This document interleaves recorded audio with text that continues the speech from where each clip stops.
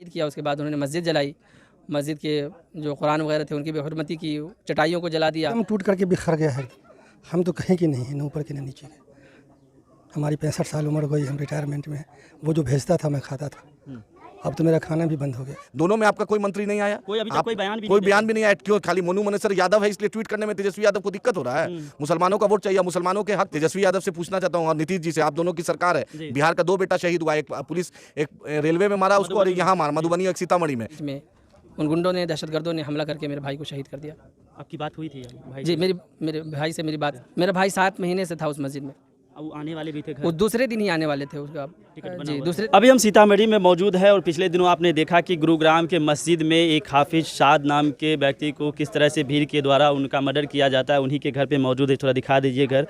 काफ़ी भीड़, ये घर हुआ ना, काफ़ी भीड़ लगा हुआ है सुबह से ही, और सुबह ही उनका बॉडी आता है, दफन कर दिया जाता है। उनके भाई हमारे साथ हैं। सर, आप वहाँ पे मौजूद थे, क्या कुछ हुआ था? मैं वहाँ मौजूद नहीं था, मैं वहाँ से 2 किलोमीटर की दूरी पर था। मैं वहाँ से मस्जिद की दूरी पे थे? जी, मस्जिद की। तो पता आपको कब चला था? मुझे हालांकि 11:30 बजे रात में मेरी बात हुई मैं अपने भाई से, फ़ोन कॉल से। अच्छा। मैंने वहाँ के हालात उनसे पूछे कि क्या हालात है वहाँ।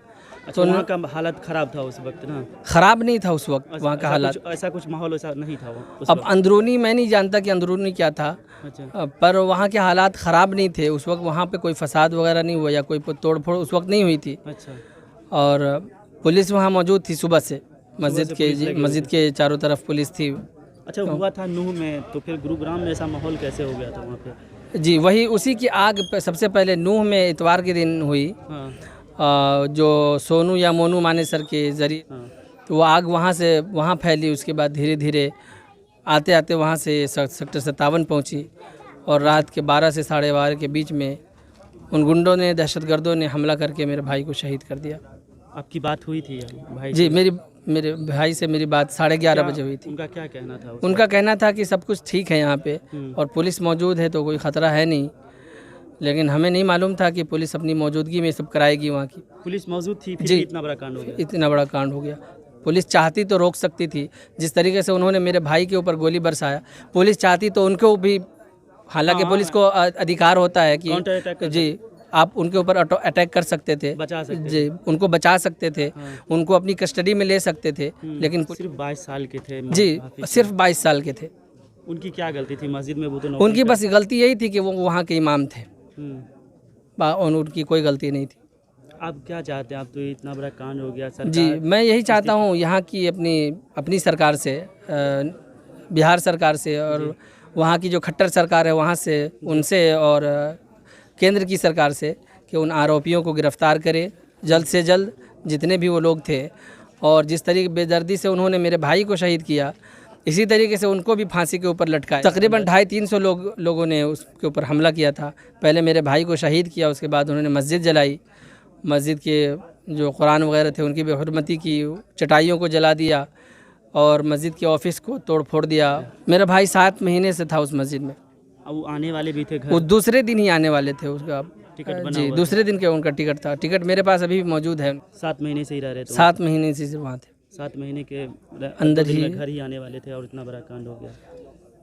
जिस रात में हुआ उसके कल ही होकर के उन्होंने घर आने वाले थे। 31 की रात में ये हमला हुआ और 1 को उनको यहाँ आना था। अम्मी का हालत, अब्बू का हालत? अम्मी की हालत तो कह नहीं सकता। वो समझिए कि बस वो जिंदा मुर्दा है। सर, क्या कहेंगे? इस तरह की घटना हो जाती है, क्या कहेंगे आप? मोदी जी से और अमित शाह साहब से यही उम्मीद है जी। कि भाई आप ही बतलाइए कि इंसान, एक आरपीएफ कांस्टेबल वो मार देगा जी। अब वहाँ पे पुलिस की सुरक्षा में गुरुग्राम में कहता है कि शहीद हो गया। देश में रहना है तो मोदी और योगी का नाम लेना वो होगा। तो एक से कहा, हिटलर भी आए थे, वो भी, उनका भी लोग ऐसे ही बोलता था, नाम लेने वाला कोई नहीं है। कोई तानाशाह का दुनिया में, कोई तानाशाह का नाम लेने वाला नहीं। अचानक किस तरह से हत्या कर दी जाती है। शहीद हुए, आप शहीद हो गए, अल्लाह इनको मर्तबा, इन शहीद का मर्तबा अलग है। और मेरी पार्टी बैरिस्टर असद ओवैसी साहब ने कल ही सबसे पहले बोला जी। और आज भी मुझे अफसोस होता है कि बिहार सरकार की तरफ से कोई नुमाइंदा नहीं आया, ना मंत्री आया, ना अल्पसंख्यक आयोग का चेयरमैन आया।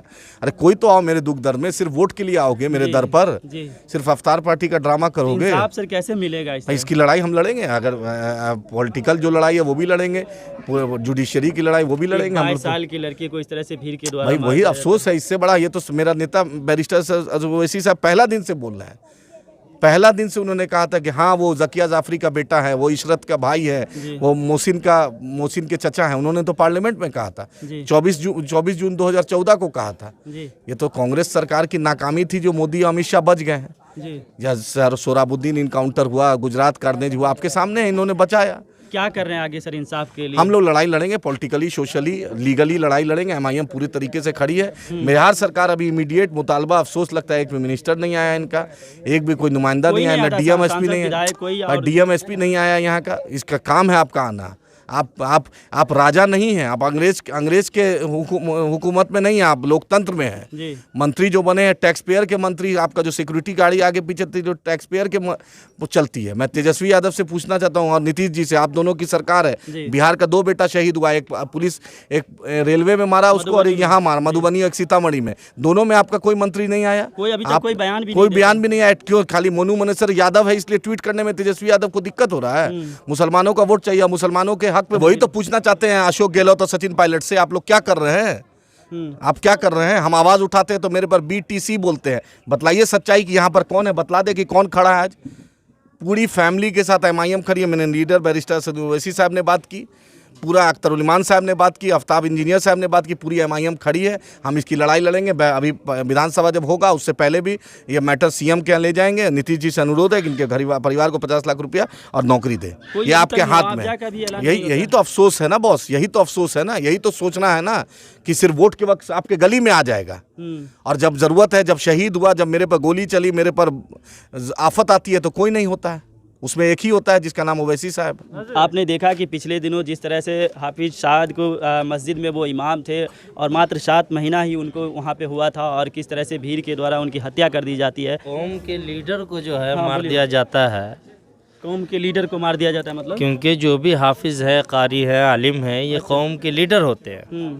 क्योंकि कौम को चलाने वाले, उनकी इमामत करने वाले, उनको अच्छे रास्ता बताने वाले हाफिज, कारी, आलिम, फाजिली होते हैं। जब कौम के लीडर ही महफूज नहीं है तो कौम का कौन महफूज रहेगा? हमारे देश की जनता क्या महफूज रहेगी? तो ये हाल हो गया इस देश में। साजिश रखी गई है। साजिश रची गई? ये बिल्कुल साजिश रची गई। किस तरह की साजिश? ये साजिश है, ये जात पात में बांट कर साजिश रची गई है। 22 साल के नौजवान को, एक हाफिज कुरान को टारगेट पे लेना ये छोटी बात नहीं है, और ये बहुत बड़ी, बहुत दुख की बात है। ये कहीं ना कहीं साजिश है। मैं डायरेक्ट कहूँगा बीजेपी की ये साजिश है। बीजेपी की ही साजिश है।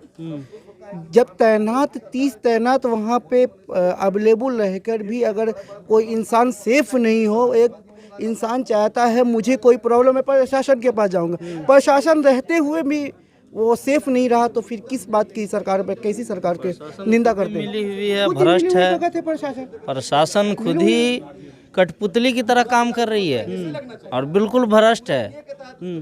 खुद प्रशासन के ऊपर में बड़ी से बड़ी जांच होनी चाहिए और उसके ऊपर भी कार्रवाई होनी चाहिए। सिवान से हैं। सिवान से हैं, क्या कहेंगे? इस तरह से घटना हो जाता है, एक मात्र 22 साल के हाफिज साद को इस तरह से टारगेट किया जाता है मस्जिद में। बहुत तकलीफदेह बात है, ऐसा नहीं होना चाहिए। और हिंदू मुसलमान एक जगह रहता है तो पीस और आपको इंसाफ दोनों होना चाहिए, अमन भी होना चाहिए और इंसाफ भी मिलना चाहिए। जुल्म होना लाजमी है, उसको ख़त्म नहीं किया जा सकता है। कौन करता है? देश में ऐसा माहौल कर दिया है कि एक जगह हिंदू मुसलमान सही से रह नहीं सकता है। कोई समझाने वाला नहीं है, लोग समझा नहीं रहे हैं, लोग आग लगा रहे हैं। इसमें सिर्फ 10% लोग हैं, सरकार भी जानती है, पुलिस भी जानती है, और जो लोग पे जुल्म हो रहा है वो भी जानते हैं। लेकिन इस पे सही कदम नहीं उठाना, सही वक्त पे नहीं उठाना, इसके वजह से पूरी दुनिया में आदमी बदनाम हो रहा है, पूरे इंडिया में माहौल बहुत ख़राब हो रहा है। ऐसा नहीं होना चाहिए। अमन, भाईचारा पैगाम यही देना चाहिए हर जगह, और अमन से सब लोग रहे, चैन सुकून से रहे।